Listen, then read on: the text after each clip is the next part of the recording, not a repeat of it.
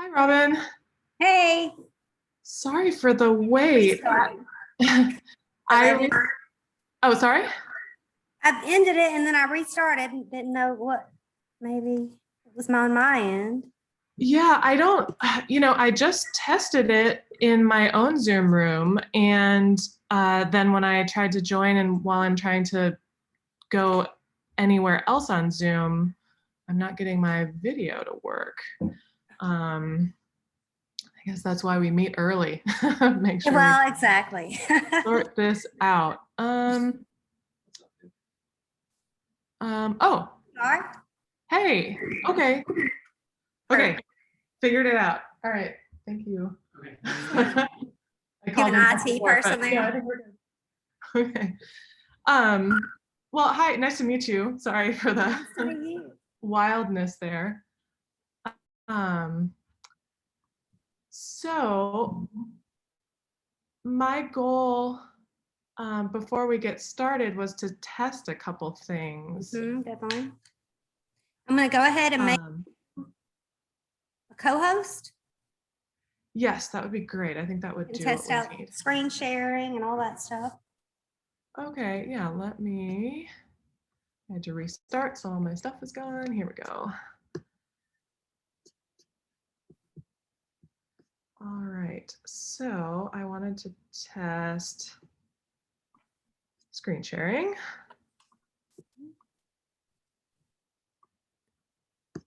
So, Perfect. does that show kind of full screen for you? Looks great.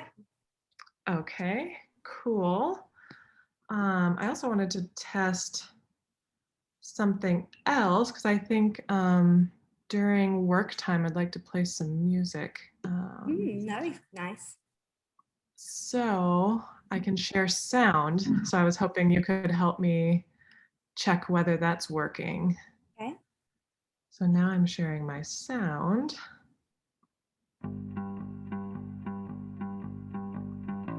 Sounds great. Okay, can you hear me too over it? Yeah. Okay, cool. Awesome. Hooray for technology. Yes. Working properly now. Oh my gosh, yeah. Yeah, I actually for this one just had a couple different devices I wanted to use. So the other thing that I just wanted to test real quick is I have a second camera that will be going over my workspace. Very cool.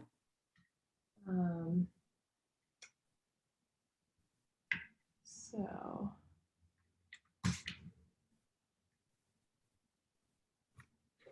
let's see.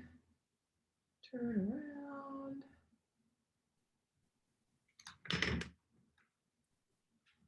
And then if I switch my camera,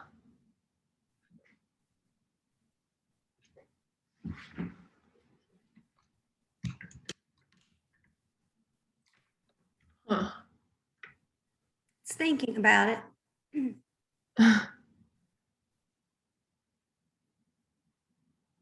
Interesting. Okay, come back to me. Let's try opening that again.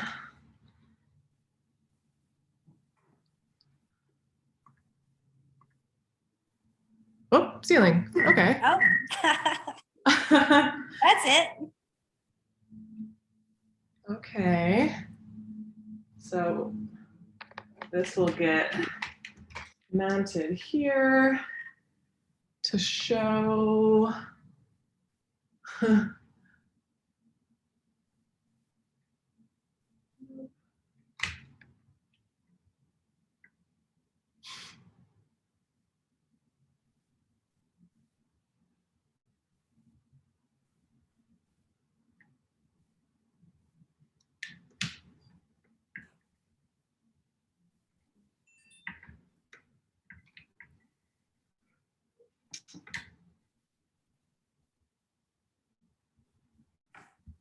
Thanks for hanging in there with me.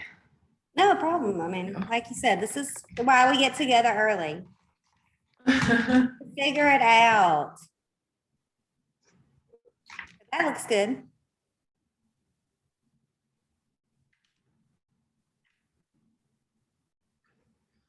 Something like that.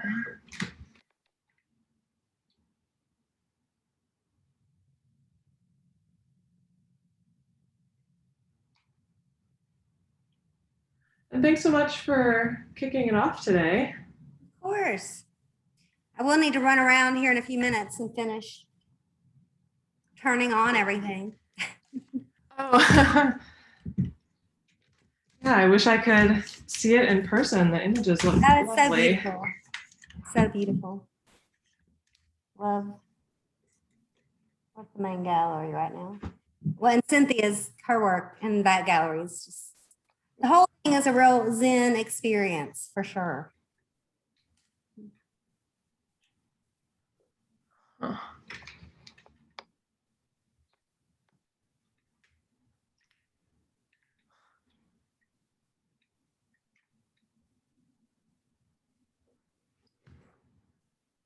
Okay.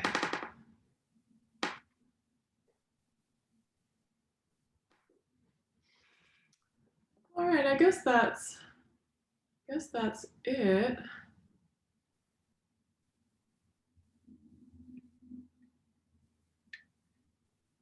Yeah, used to, you could kind of change the aspect ratio so that you could kind of show more of the table. I'm struggling.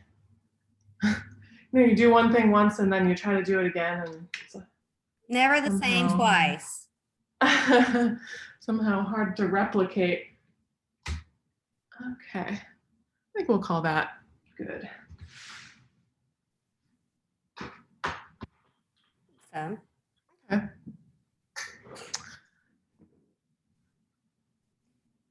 All right, and then Gathering my supplies as well. good.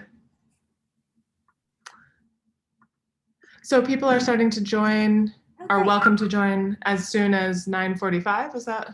Exactly, and we're there now, so that was perfect timing. Okay.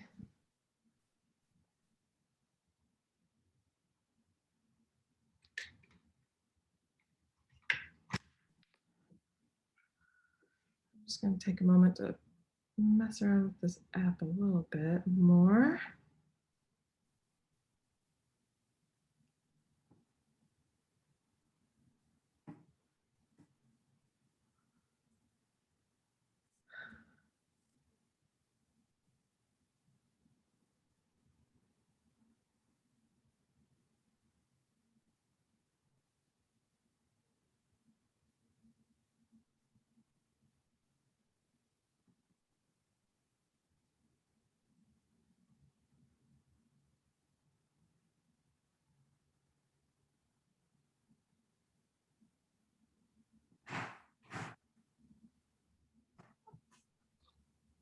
I have to answer the door. I'll be right back. Oh, sure.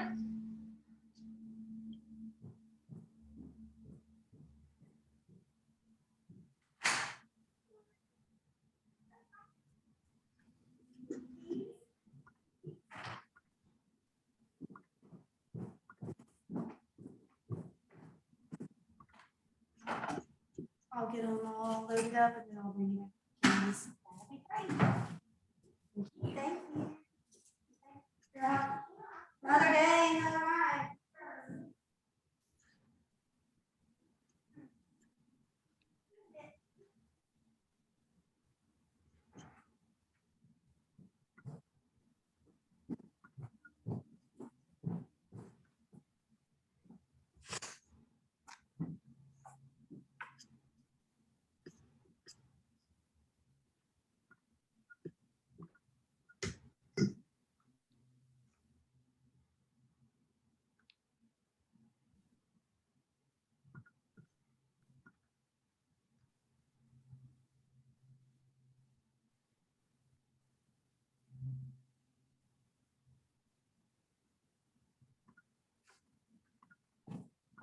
Everything looking good? Yeah.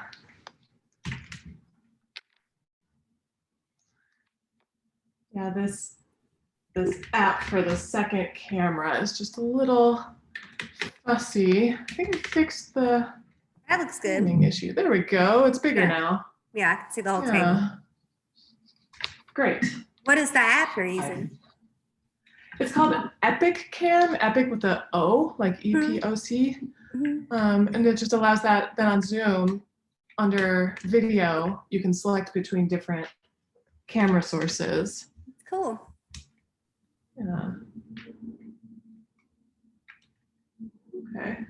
Something like that. There we go. All right. Perfect. I won't mess with a good thing anymore. Well. Yes. Of course.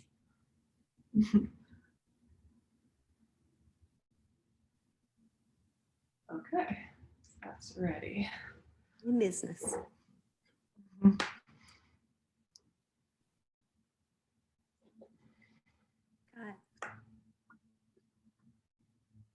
She's got all her supplies there. Pile of paper. Welcome, Wendy. No.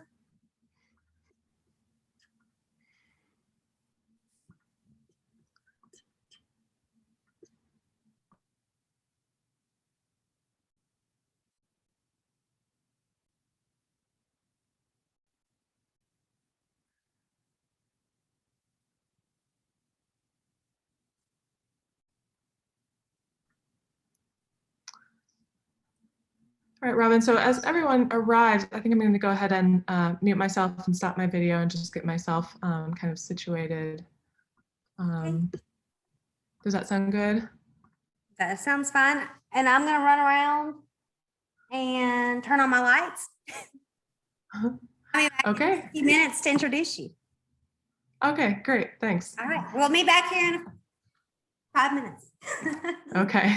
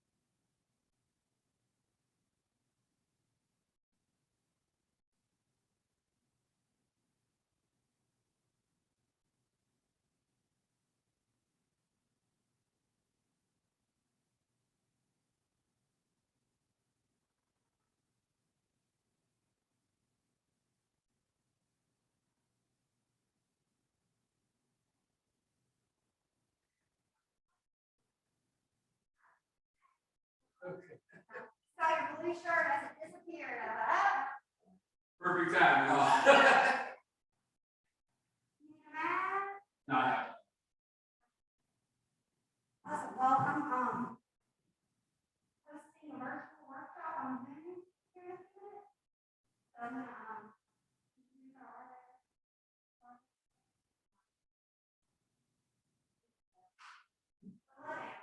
but I'll show you.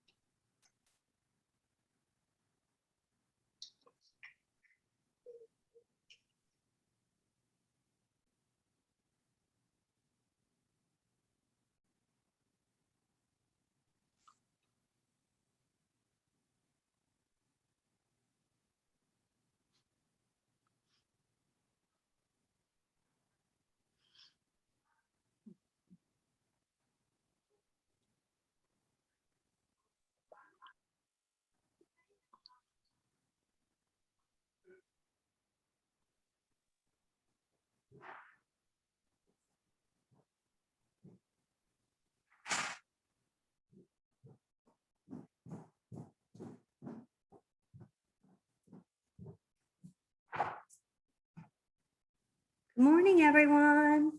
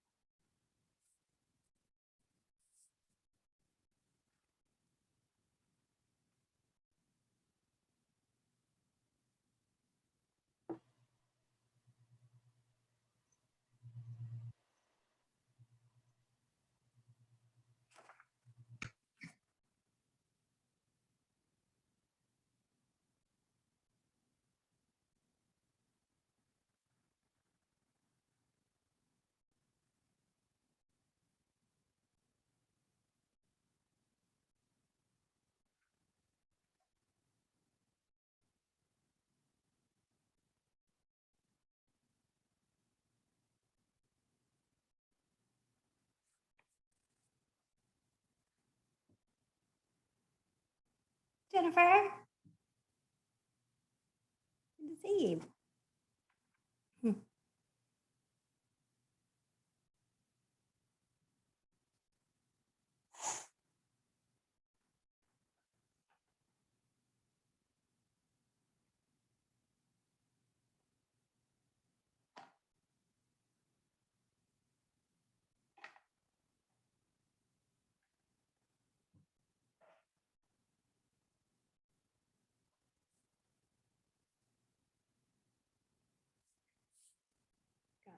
One more minute until our official start time. Still expecting a few, I think.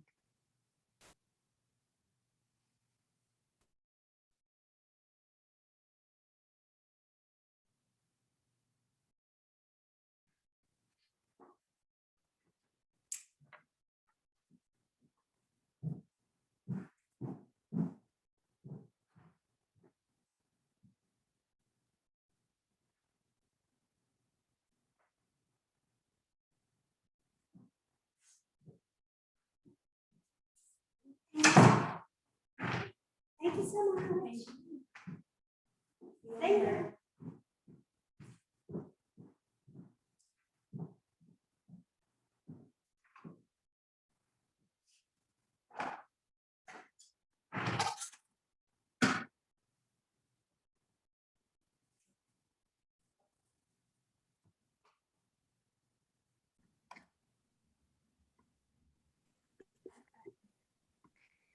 Here comes everyone. Yeah, Robin, I'm ready to start when you are. Okay, well, I've been let's teaching get- on Zoom for the last year, and so I know that you know, people will kind of trickle in the last couple. Yes, well, it's 10 on the dot, So, so. yeah. And it looks like people are steadily joining right now, so that's great. Well, welcome everyone to this workshop. Thank you so much to Bethany for leading it. It's so great to be able to offer it. And what's fun about these virtual workshops is people from not just locally, but all over can join, which is really, really a great opportunity, I think. So we're so glad to have y'all today. Hopefully everyone got their list of supplies in the email the other day and has everything ready to go. Now I'm here working at the museum today. We are open, so I may be popping off to greet people and see about stuff throughout the workshop. But again, we're just so happy to have everyone here. So I'm gonna go ahead and introduce Bethany. Bethany Johnson is an artist currently living in Austin, Texas. She received her BA in studio art from the Kalamazoo College in 2007 and an MFA in painting at the University of Texas at Austin in 2011. Her work is represented by Moody Gallery in Houston and has been featured in New American Paintings, Hyperallergic, and HuffPost, among others. Johnson has held residencies at the Vermont Studio Center, about to mangle some German here, Denkmalschmiede Hofchen in Grimma, Germany, and the Institute for Alles Mögliche in Berlin. She is an assistant professor in the School of Art and Design at Texas State University. So we're so glad to have her joining us today. I can't wait to learn some new techniques, collage, and luckily I have a huge box of junk mail right beside my desk from so I think I've got everything ready to go. So I'm gonna turn it over to Bethany, and if anyone has any questions, just speak up or put them in the chat, and we'll get started. Okay. All right, well, thanks so much, Robin, for the introduction, and thanks so much for the opportunity to do this in conjunction with the Path of Entry show at the Wiregrass Museum and kind of with your support and organizational skills. So this is really great.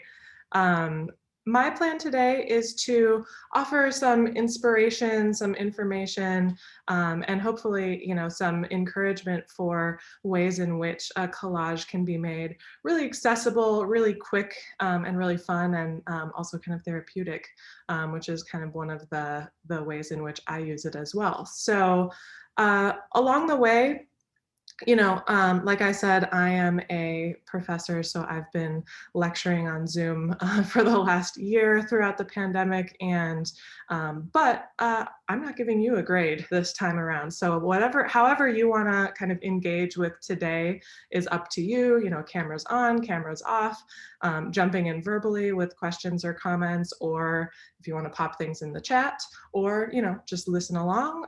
All of that is welcome and encouraged, just kind of however you want to interact today. So before I get started, would anybody like to share kind of what brings you here today or what you're interested in?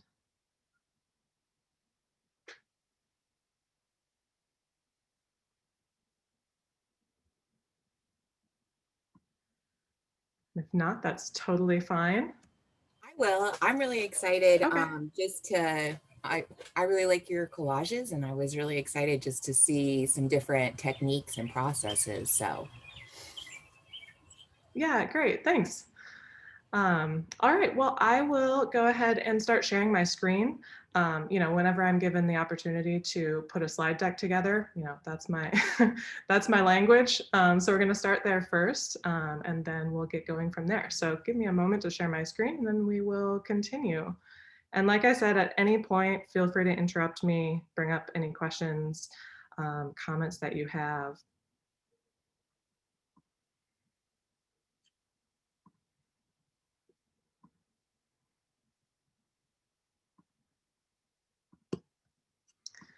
All right. And also, obviously feel free to let me know if there's anything technically going on that I'm not aware of. And so otherwise, I will assume that you are all seeing the first slide. And so here we are. So this is our workshop on inventive collage methods, putting your junk mail to good use.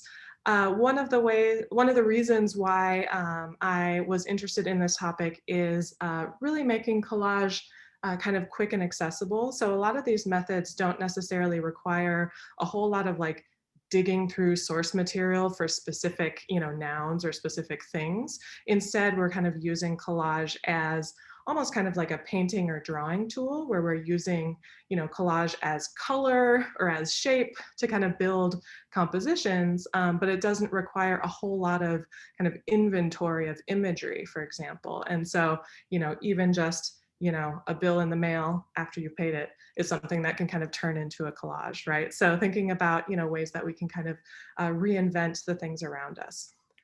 So I know for me, I always like to know kind of where things are going with my day.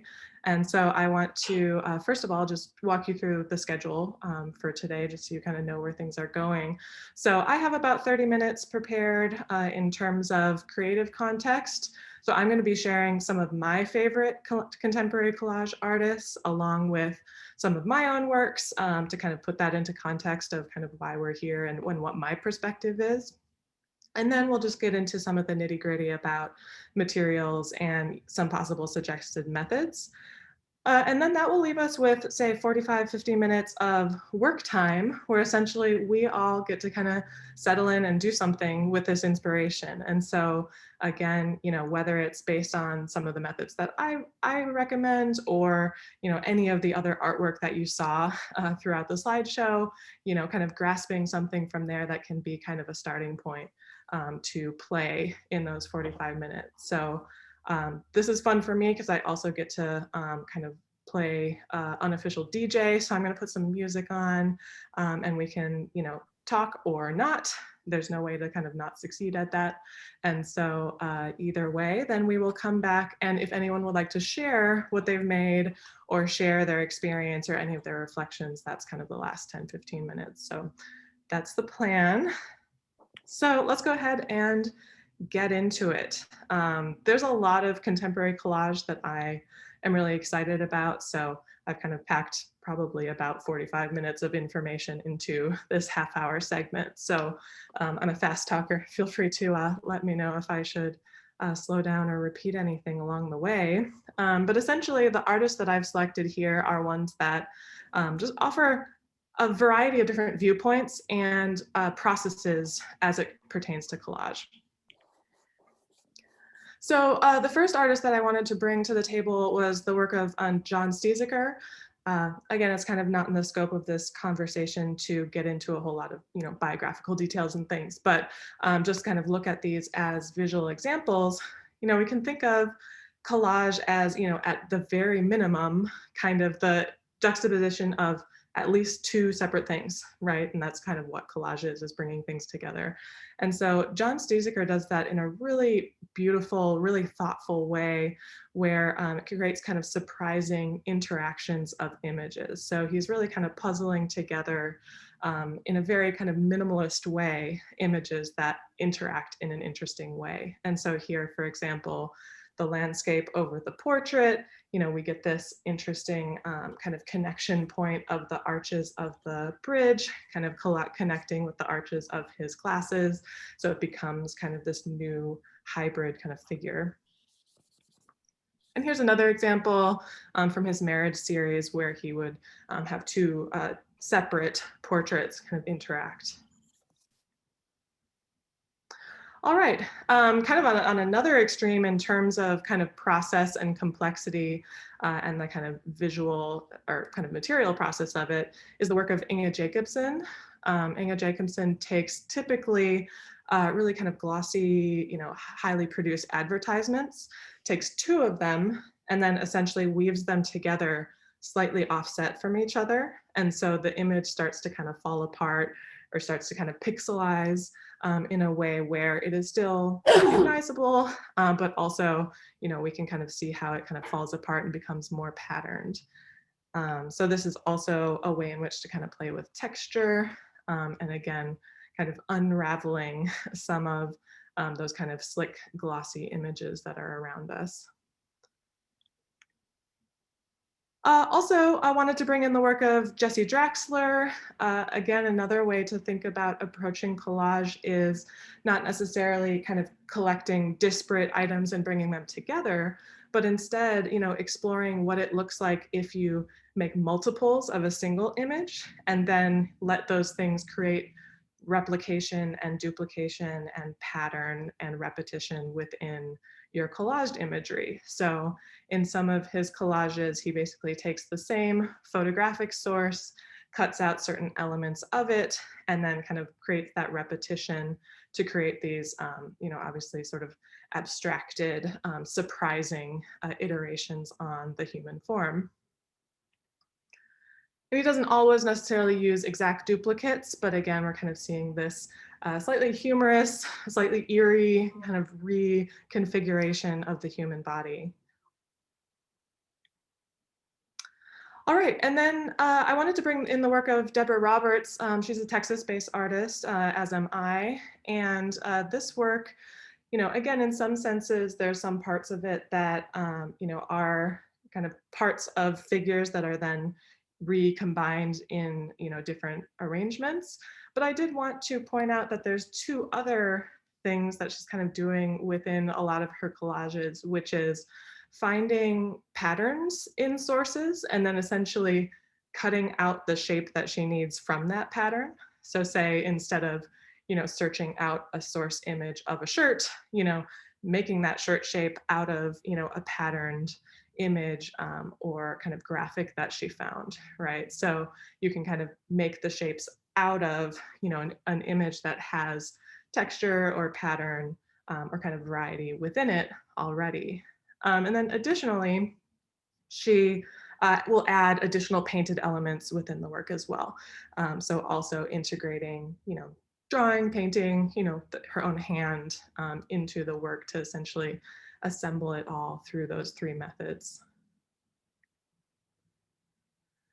Kind of related, but a bit more abstract, at least in this case, we have the work of Wangechi Mutu, where again, these different disparate elements are, on one hand, both recognizable within the collage. We can see a fish and a hand and a forehead and a snake and an animal skull. But at the same time, especially if you kind of squint and let it kind of like become one whole form, you can see how those individual elements kind of come together to build this, larger form. And so, it's being used as, value and texture and volume and color, right, to kind of build something larger out of it. All right, this is fun work and very technically impressive by Lola Dupree.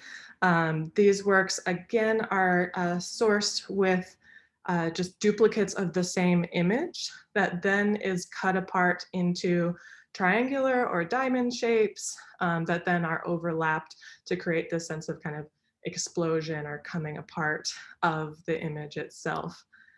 Looking at it like this, it's almost kind of impossible to imagine that this is kind of hand cut. I do have a second image of Lola Dupree's where you can kind of see more of the depth and dimension as well as the process for these works. All right, and then another Texas, actually Austin-based artist as well that I wanted to shout out here is the work of Xochi Solis. These are works where you'll see some elements of these compositions are from, magazines. So there's kind of glimpses of photographic information in there, but also some of the layers are actually cut out from surfaces that she creates. So she does like painting or printmaking or drawing onto surfaces, and then basically uses that as color, texture, pattern, right? And so, and mark making, right? You can still kind of see the hand in them, but then kind of uses that as source material to cut out. And in particular, her collage sensibility is very much about kind of layering and stacking, but the outcomes, kind of unlike most of what we looked at so far, are much more abstract, right? It's kind of more like movement of color and texture, and an overall kind of color relationships that are being built here, along with, creating some really lasting interest with these images, by finding those little kind of photographic details within there that kind of gives us a little bit more information. All right. Then just a couple of works from the artist Hagar Vardaman. This one maybe kind of hearkening back to the first work that we saw by John Stiesecker, where you have basically two images interacting in kind of a smart way. And so here we have a black and white environment with a color kind of insert within it. And so, in some sense, it kind of feels like you're like looking through a looking glass that's kind of turning everything into color. But of course, upon closer reflection, it's not the same space, but it kind of gives that sense of depth, and the color itself kind of creates an area of emphasis within the image. And then here's just one that's a little bit more elaborate in terms of, the number of components used, but again, similar sensibilities of the interaction of black and white and color to kind of create emphasis, and a lot of texture, right? So while, for example, you can recognize some things like a green lawn, at first glance, it's really functioning as a color and a shape within the composition. All right, and then I think this may be my last artist. This is Laura Wade. And so here again, kind of thinking to processes that use the artist's own hand, or kind of their own materials that are made. And so here we have a number of surfaces that have been treated with various ink washes, and then after the fact, kind of cut up and reorganized within themselves. So very much kind of a relationship between drawing and collage with processes like these. And I also in these just really love the juxtaposition of the really hard edges and very kind of geometric forms, along with kind of the soft, natural movement of the ink. All right, so again, keep those in your mind, any of them that kind of stuck with you as possibly kind of a starting point for ways that you might want to play today. But otherwise, I'm just going to move into some of my work to, again, kind of elucidate some of my viewpoint here, and kind of give a sense of the context. So if you've seen the show at the Wiregrass Museum, you may have noticed that they are not collages. And so I did want to kind of put this into context. So these are a couple selections of the drawings that are in the show at the Wiregrass Museum.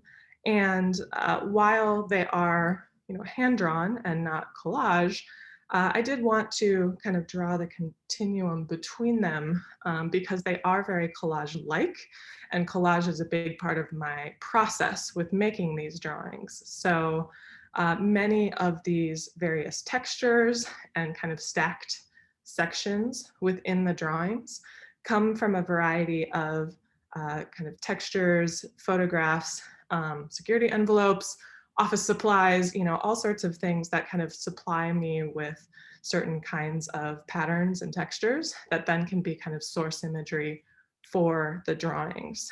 So here's another one, for example, that's in the show. And for example, this section here in the middle is from a security envelope, as is that bottom part. So, thinking about sourcing those patterns from somewhere kind of specific. And so that's where kind of some of those relationships with paper ephemera come from. And all of that to say too, that these drawings in my practice kind of complement another practice that I have, which is directly in collage. And so I wanted to show a few examples of that, despite them not being in the Wiregrass show, because again, it kind of is relevant back to this conversation. And so, looking at those previous drawings, you probably see some similar kind of compositional sensibilities here, where in many cases, I'm kind of dealing with kind of the stacking of various images or various textures. Kind of interested in the landscape as being something that's kind of vertical from the sky to kind of like underground. So there's something kind of like a core sample kind of going on here. And so in terms of collage methods for me, within these works, they're almost always interacting via a kind of horizontal seam between the original source images. But, it's kind of this puzzle to find various pieces that connect in terms of color or value or texture, so that they then kind of build up a larger, more organic shape. So for example, how that kind of gray-blue landscape connects in terms of value and, roughly in color with the kind of moonscape below it, so that it kind of becomes a composite shape. And so here's another one. Again, this one in terms of this conversation is one that I'm just kind of proud of. It was kind of some happy accidents here in terms of how some of these collaged components connected with each other. So looking up close, for example, I just kind of love the kind of connection of those two arcs within the black and white to the green, kind of creating this like funny little crater shape. As well as kind of the connections below with the bottom two sections, kind of making that like underground cavern something down there. And so one of the things I find really fun about collage is how it can kind of be really specific in some ways in terms of the image, because a lot of it can be from photographs or photographic sources, but then, it kind of spatially or in terms of gravity, can kind of completely fall apart. So it really plays in an interesting place a lot of the time between representation and kind of the real world, and just abstraction and pattern and kind of building up a surface. Oh, and here's one more, again, on that theme of kind of pattern and connecting kind of visual textures together. So here we see, again, some of those actual security envelopes as some of my favorite sources for patterns.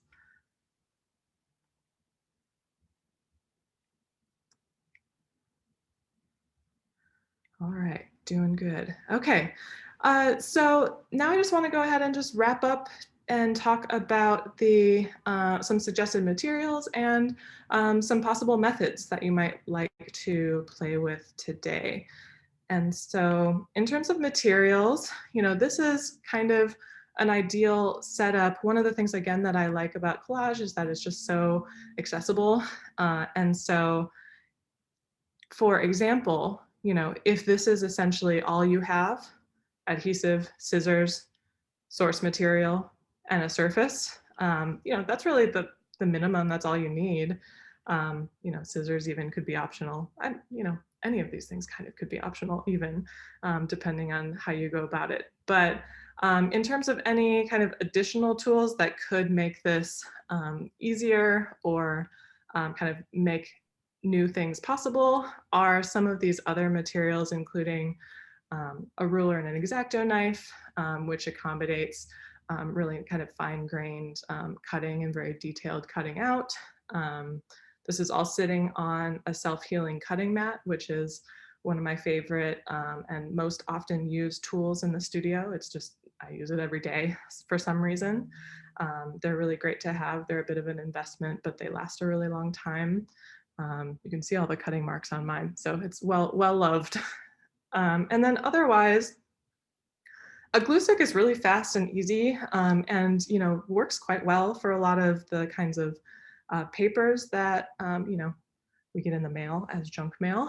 But if you'd like to possibly take it to the next level, my very favorite collage adhesive is shown right next to it. That's called Yes Paste. I love it because it has very little water content in it. It's really kind of thick. It's surprisingly heavy in the jar. It's actually so heavy that I'm using it to like weigh down my tripod right now. So it's like a weight in my studio. But the reason I like it is because when it has so little water content, it basically doesn't wrinkle the paper at all. And it's very easy to control, so it's not going to get places that you don't want it to go. So that, along with, say a couple different sizes of brushes to apply it, gets really nice, kind of tidy results. Otherwise, painter's tape can be useful. I like having that around in case I have kind of ideas of how I want things to go, but I don't feel confident enough to glue them down yet. I'll use a lot of painter's tape to just kind of put pieces together and have kind of provisional plans around, and then kind of using that to build the final collage when I'm ready. And so then otherwise in the center, we have represented a surface to collage on. So any paper will do, as well as whatever kind of paper ephemera you have around that you'd like to use. So in the spirit of this workshop, I'm using mail that came to me last week, which is this magazine from Texas State University, which is where I teach. So that's going to be my source material today. But again, whether you have glossy magazines, catalogs, things like that on hand, or even paper ephemera like bills and forms and envelopes, or even kind of advertisements that come in the mail. Really anything kind of functions here. Bethany, can I ask? Does anyone have any questions about the materials? I have a question. Can you hear me? Yes. The Yes Paste, typically I use a matte medium, but I have some issues with bleeding, from the image. Does the Yes Paste affect that at all? I haven't had any issues with bleeding. Okay. Yeah, once I discovered it, it's really kind of the only thing I use. It doesn't, like matte medium, it wouldn't work as kind of a coating over a collage if you're interested in, kind of sealing it in any way, but it's a really great adhesive. Okay. Thanks. Yeah. And then otherwise, any other questions? Okay.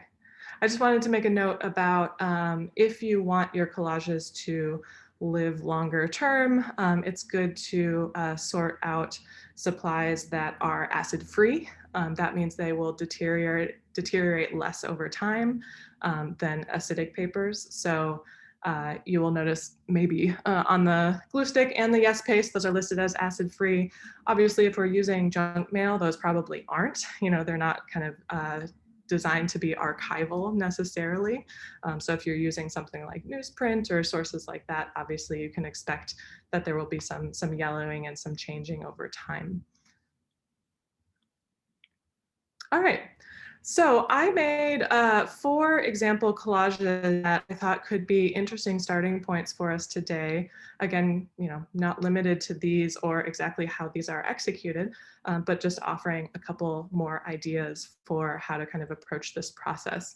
Again, these are all fairly quick in terms of, not having to do a ton of searching for material. Essentially, we're kind of finding color and playing around with it. So the first method is essentially collecting color and creating pattern with it.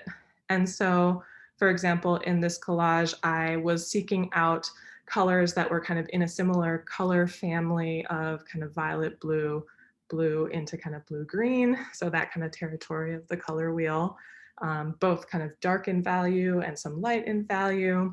And so in this case, unlike maybe some formats of collage where you're cutting out the subject matter of the photographs that you've found.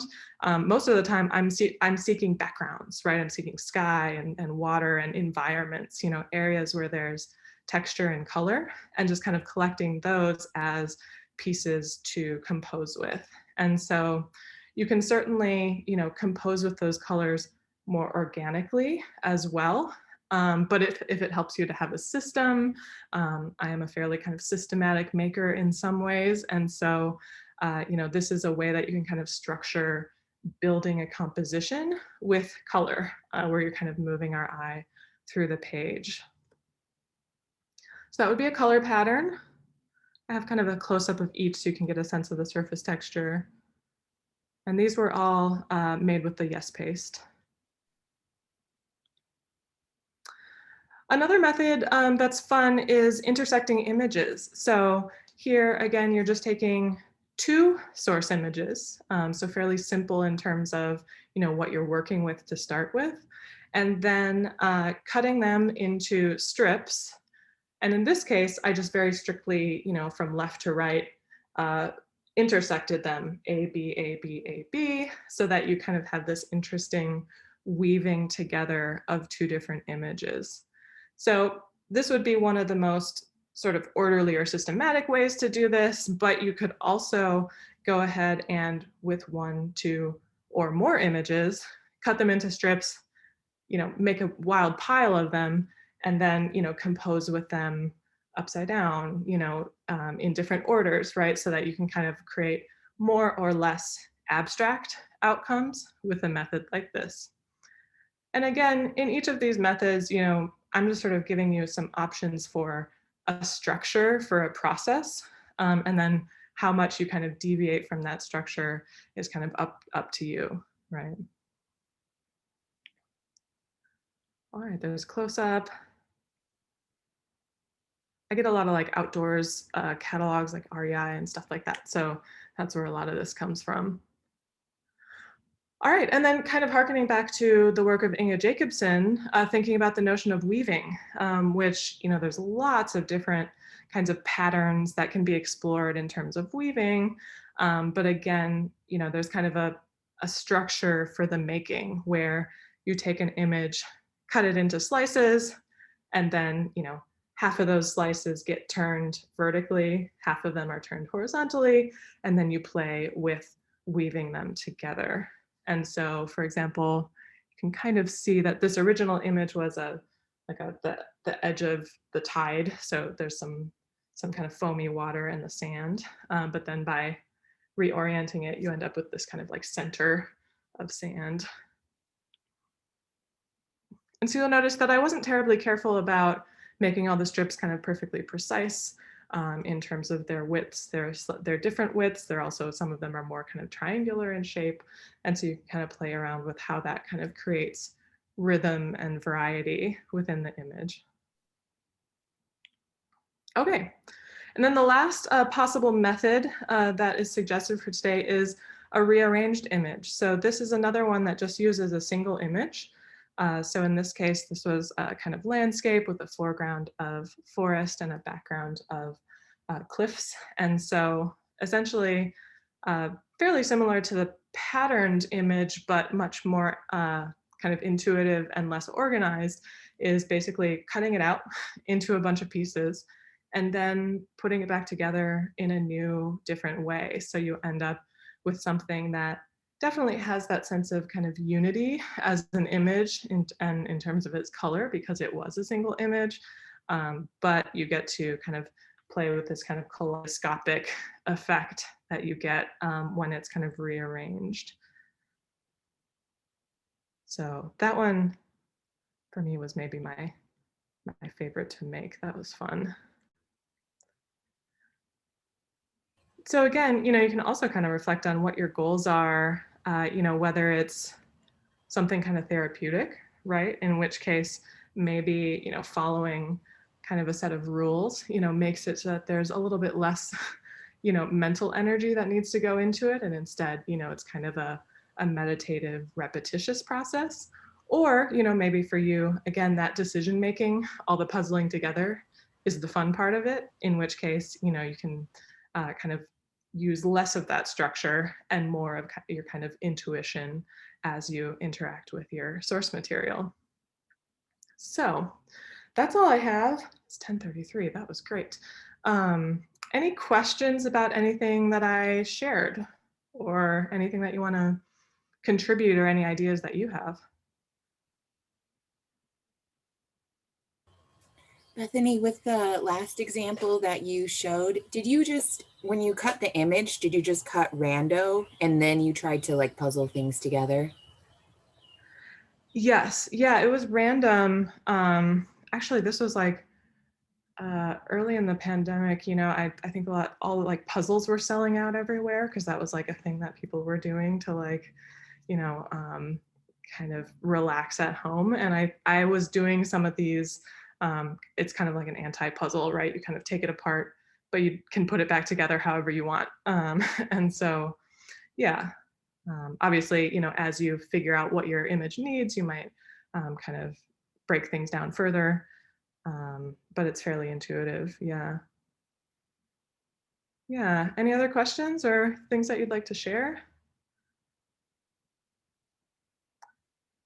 Okay. Well, I'm going to be here. Also, I'm going to be working along with you. I don't know what I'm going to be making, so it's going to be a surprise for me also. I actually have another camera set up here. And so for the upcoming 45 minutes, I invite you to play. And I also invite you to, you know, unmute and chat or not, whatever feels right for you. Again, I'm going to put on some kind of ambient music for us. And I hope you have fun with this. And again, at any point, you are welcome to share what you're doing. And certainly at the end, if you'd like to stick around to kind of debrief on how that felt or what you made, I'd love to have that conversation. I will also keep my eye on the chat box. So if you want to communicate there, I can do that as well.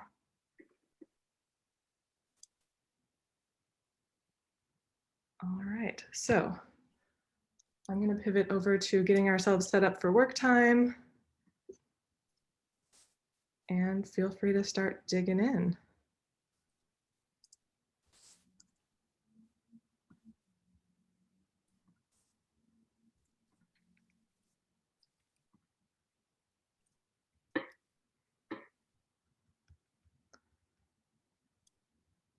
All right, so I'm starting to just play some music in the background, so heads up for your audio levels. Also, if you don't like my music taste, feel free to go your own way. And we'll come back at 11:15.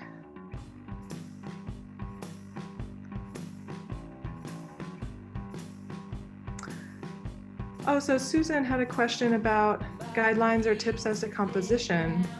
That's a great question. There's really no right or wrong way to do it. You know, I would say, here's the image. So I kind of approached it that I somewhat tried to keep the areas together, right, where the sky and cliffs that were originally near the top are still roughly there, as well as the landscape still roughly being where it was, so that there still is kind of like a structure to the composition where the colors kind of flow within themselves, but you know, spatially everything has been kind of reoriented. But conversely, I mean, that's not the only way to do it, right? If you were to cut it all up and then kind of mix the colors evenly, you know, maybe that would have more of a kind of quilt-like pattern, you know, where the colors are kind of moving around more. So, I mean, there really isn't any right or wrong way.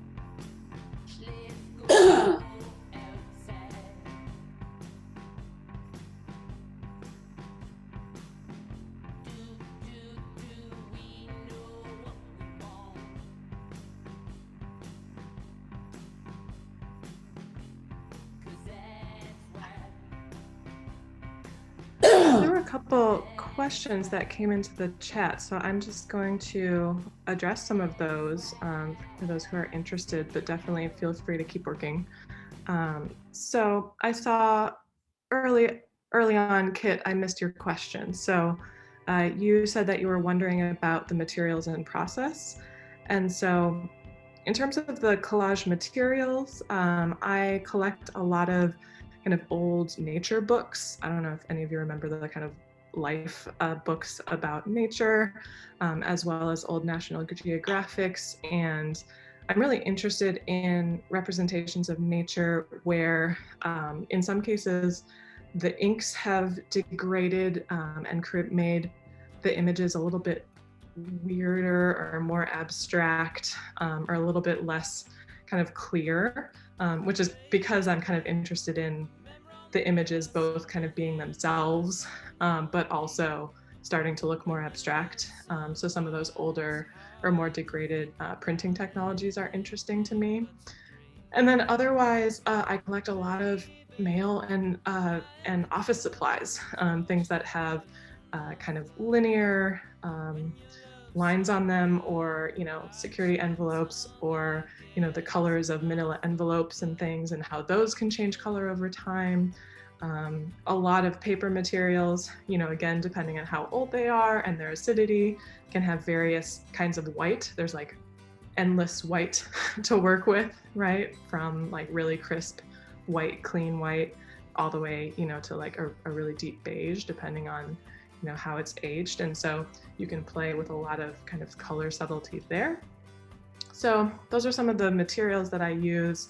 In terms of process, it's a lot of that painter's tape, kind of putting test pieces together, finding those seams that are interesting to me. And then usually, they kind of build from there. So you find 2 that go together, and then you find 4 that go together, and then you kind of build up your stack of source images from there. And then I will, sort of last step is to very carefully adhere them onto the paper, which actually leads me to the other question from Rebecca, what type of paper do I prefer to use? I'm assuming that's the question about like what the collage is pasted onto. So I like hot press Arches paper. It's kind of thicker. It's intended, technically for watercolor. It is acid-free and all cotton, and so it's archival and a bit sturdier than your standard drawing paper. But again, with the materials, the Yes Paste or the glue stick, there's not a whole lot of issues with wrinkling, so even thinner drawing papers work just fine. All right, and Susan in the chat also brought up some really great references for collage methods as well, that are in some cases a little bit more dealing with kind of chance and happenstance, which is kind of a fun way to go about it as well, for sure. All right, feel free to keep the questions coming. I'm going to go ahead and pivot to my other camera and start kind of messing around myself.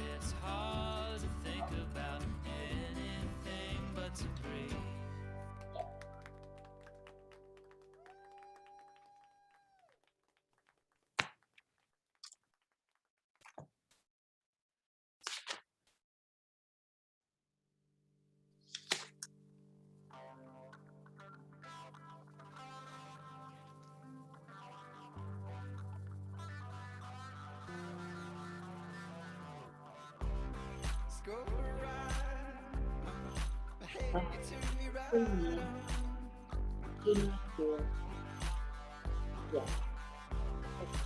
Nothing else. No, no, not at all.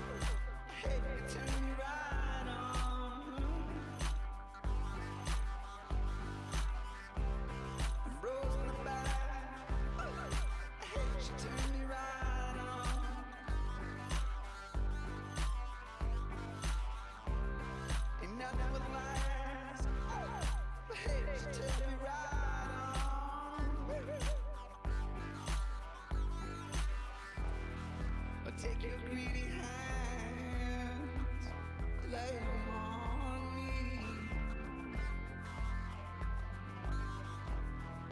Take your greedy hands, honey, lay them on me. Oh,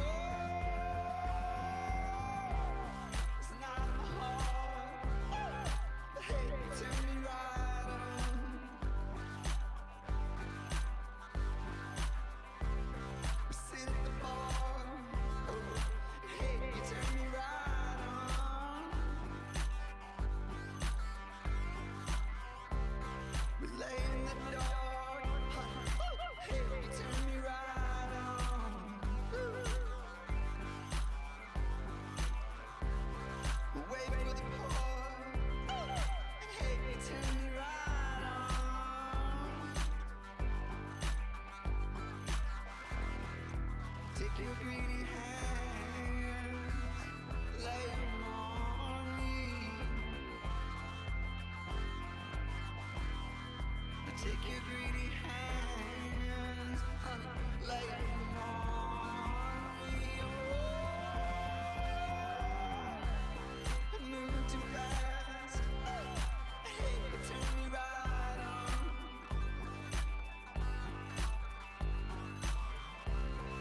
Moving past. Hey, you turn me right on. I know nothing can last. But hey, you turn me right on.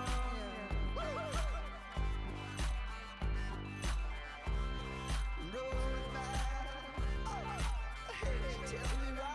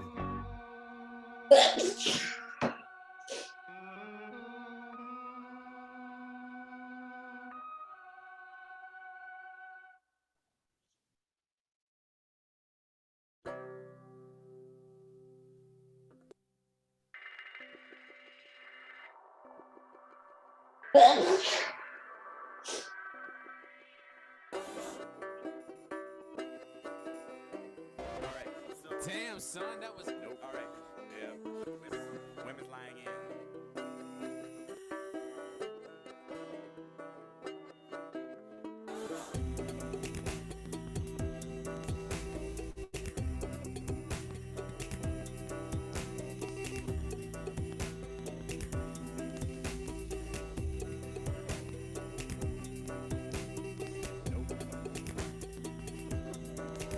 The way they have.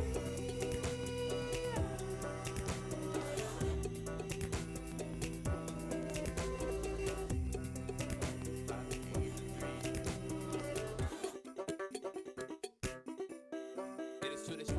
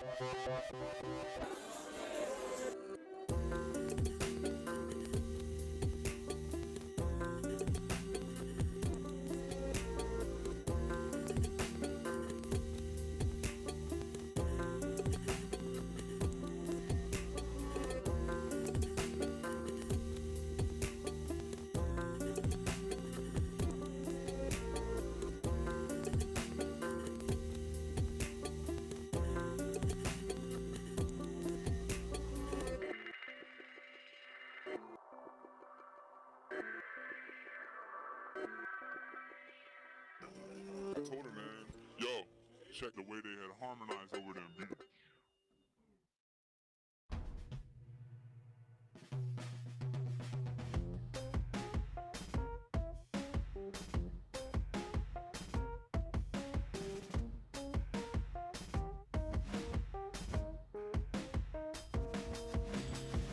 Give it up for me, please.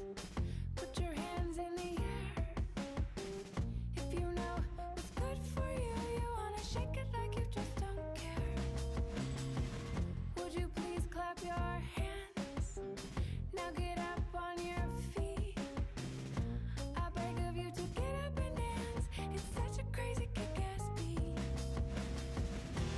Pardon me, the music is moving, moving from left to right.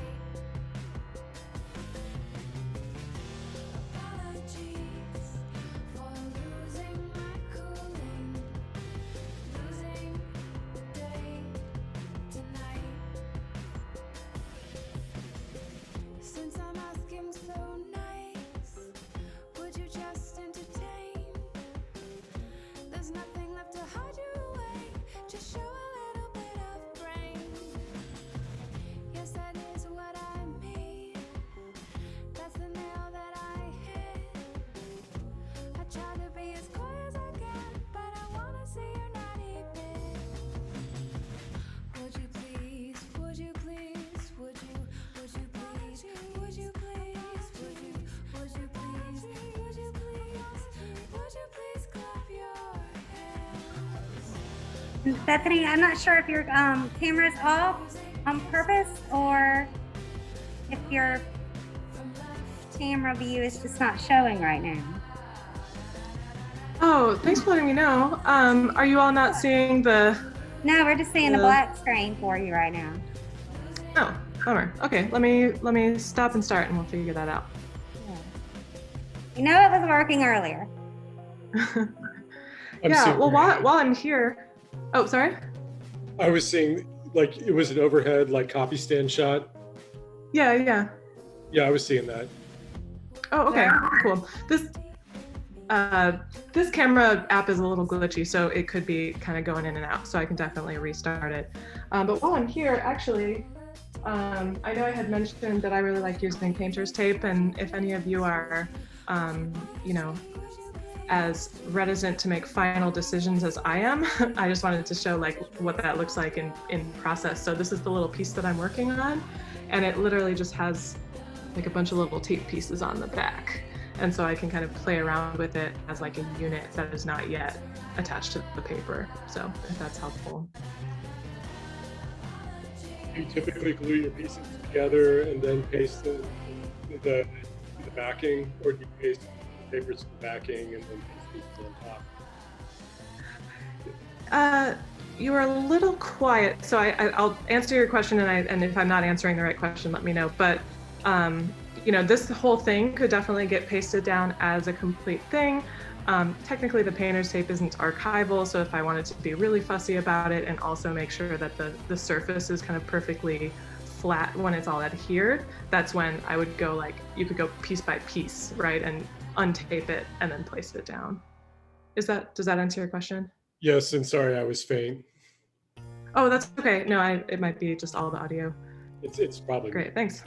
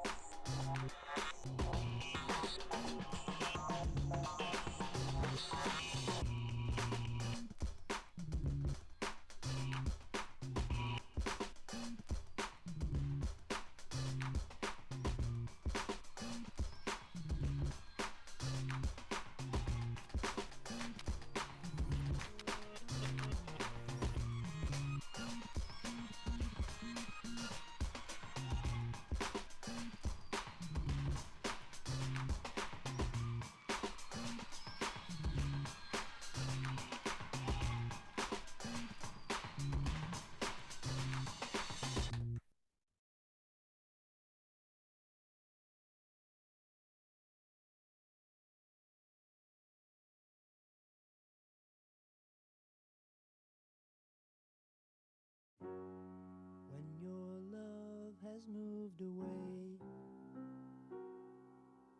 You must face yourself and you must say, I remember better days.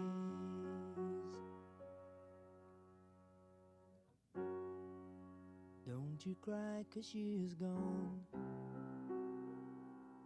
She is only moving on, chasing mirrors through a haze.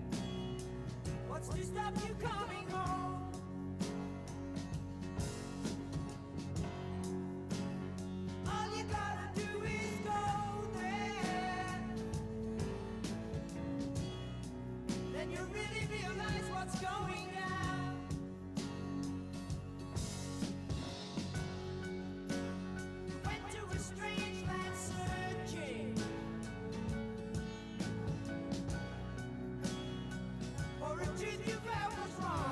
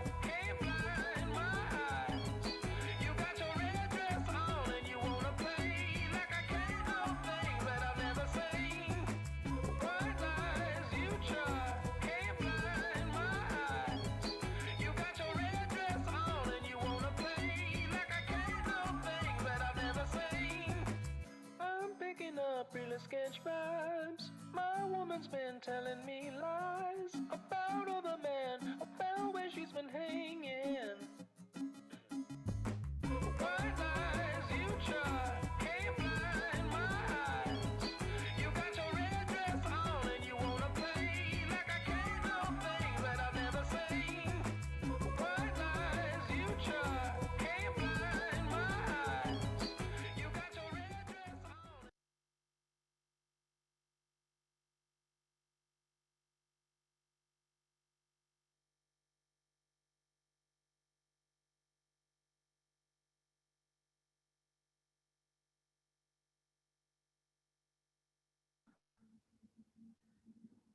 All right, so it's 11:16. I don't know about you, but that time really flew by for me. But I do want to make sure that we stay on schedule and respect your time. So I wanted to just kind of wrap up, what I have. I know I definitely got carried away and would much rather keep working on this than the other things I need to do today. But I'd love to hear from anyone who would like to share, either sharing with us what you made, or sharing with us any ideas or perspectives that you have on collage, or just any reflections on your experience today. So happy to open it up to any conversation or sharing. Well, I'll start. Can you see me? This is Donna. Oh, Donna is showing her 2 images intersecting. Yeah, it's Donna, 2 I can't pictures. hear and you. Oh, you can't so hear I'm not me? sure, but Oh, wait a minute. we see Oh, it. I don't know why you can't hear me. The image looks great. Oh, can you hear me? No. Okay. Anyway. Thanks for sharing, I Donna. can hear Thanks for you. coming.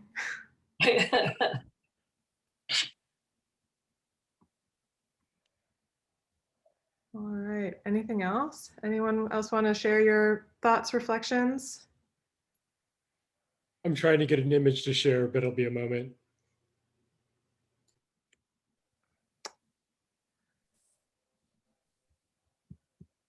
Oh, so sorry. Hang on.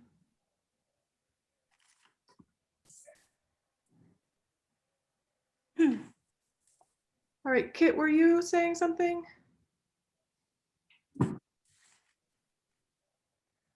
Yes, I'm sorry. I've got an image I'm trying to transfer it to my computer.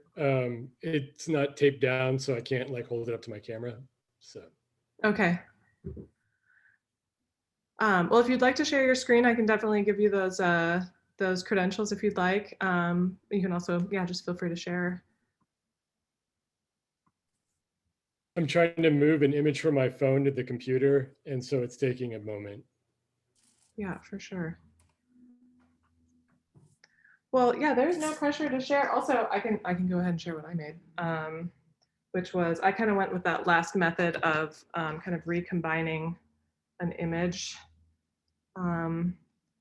which was underwater photography that I found in that magazine I had.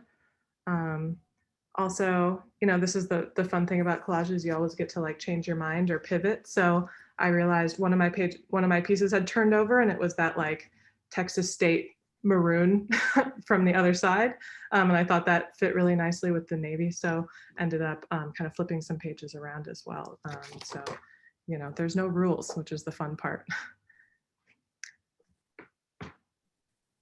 All right. Well, I see some people are just carrying on working. So I'd love for you to just kind of, ride the wave.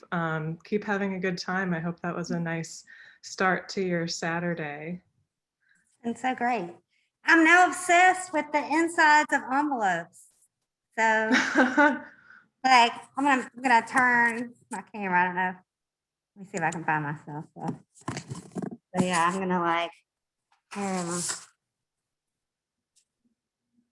I'm gonna make something Bethany inspired. Oh, great. And then I've actually been obsessed lately with watercolor and then ripping the paper and then layering it to make ocean scenes or landscapes. And but these were a couple that we made for our first Saturday project a few weeks ago was torn paper landscapes. And I Mm. first did this one, I was like, all the azaleas were blooming at the time and cherry blossoms were all over my feed. So I was like, obsessed with pink. And was able to use the scraps from this one to make this kind of mountain scene, which I thought was, and then I realized after I made these two things that they look exactly like, which I don't have a picture of it now. See. No, I don't. But if you're familiar with Joe Wren's video that's in the main gallery at the moment in Path of Entry, it pretty much looks exactly like this. So apparently I was That's true. him That's the same without even colors. realizing it until it's like the same colors and everything, which is so funny. Nice. Yeah, this is fun. I've got a huge desk mess now. So Yes, I've just made a mess in like 12 different homes. That's fun. yes, good job. Yeah, I don't know if any of you have this problem of cats sitting on your art. So that just happened also. I'm at home. That's definitely an issue. Well, I like what you said, Robin, about kind of repurposing old materials, because I think actually that's a little bit where my collage practice came from is, I've been doing all this drawing, which required a lot of source material and also created a whole lot of, honestly, like rejects, things that didn't turn out or things that, go into the abandoned or unfinished drawer. And at some point, I just became a little bit less precious, I guess, about a lot of that stuff that was sitting around where I'm like, I want to do, I want to do something with this or like activate it in a new way. So that's where at some point I just got, I got enough courage to just kind of let it, be cut apart and become something new. And that's where, yeah, again, the kind of your own hand in terms of drawing or, other kinds of changes to the paper can then become part of the textures and colors that you work with. Something I love about tearing the paper is then you get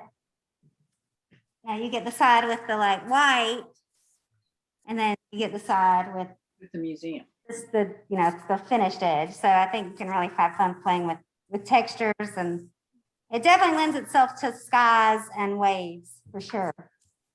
Yeah, for sure.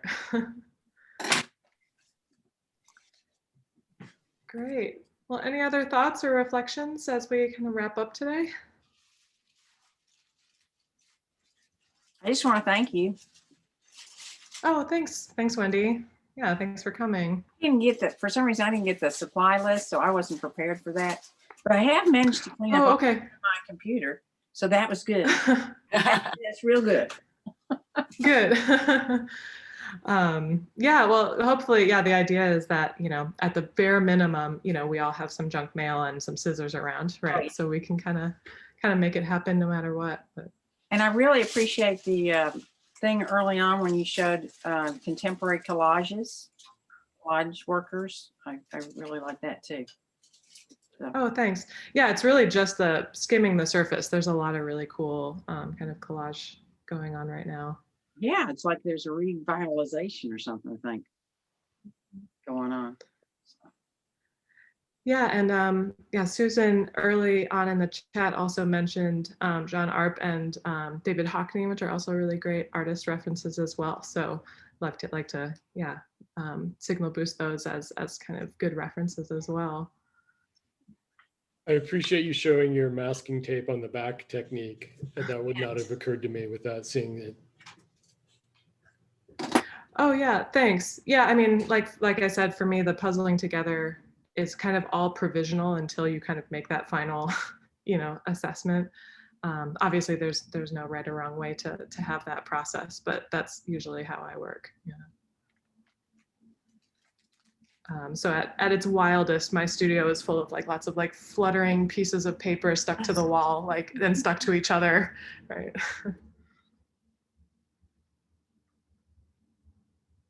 Seeing it in the gallery, I assumed you used pins to put into the chipboard or whatever your backing surface is, and so it was good to see that you were taping it. Right. Oh, yeah. Well, thanks for the discussion, everybody, both in the chat and verbally. It's nice to see you all. I love seeing the work like continue. Is there an So email that we can contact you at in case we have further questions? yes, of course. Yeah, I'll pop it into the chat. Okay. Also put my website if you want to see, because I know Zoom resolution is not optimal. So if you want to get a better look at those collages, you can feel free to see them there. Okay.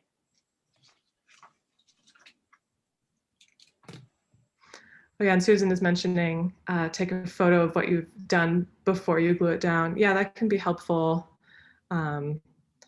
Likely for any of you who work large scale, you do the thing where you kind of like stand back and look at it from afar, because kind of like making it smaller in your visual field helps it kind of hold together more as a composition. So you kind of can kind of assess what it's doing. So yeah, taking a photo of it sort of essentially does that too, right? It kind of like shrinks it down so you can see it more as a whole.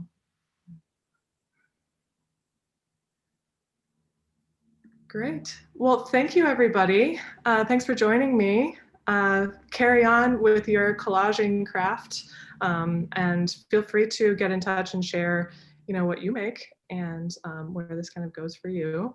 And otherwise, I guess we can go ahead and wrap it up formally here. But thanks again for joining me. Thank you. All right.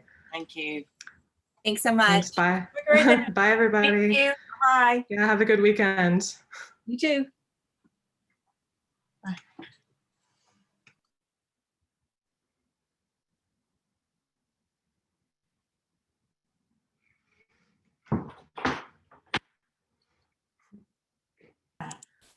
All right. Man, so that was so fun. Thank you so much.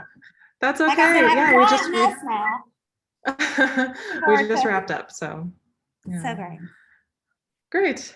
Thanks for spending your Saturday morning with us. Yes, thank you for facilitating this and helping me kind of troubleshoot everything right there at the beginning. My pleasure. And Yeah. I'll see you if you ever find yourself in the area for sure. Yes. Yeah. I'm So enjoyed disappointed it couldn't all be in person. I spend a lot of time looking at all your work in there because it's so intricate. And seeing Thanks. designs earlier, I'm like, oh my gosh, I knew that was familiar somehow. And so really cool. Yeah, great. Well, yeah, thanks so much. You have a wonderful rest of your weekend.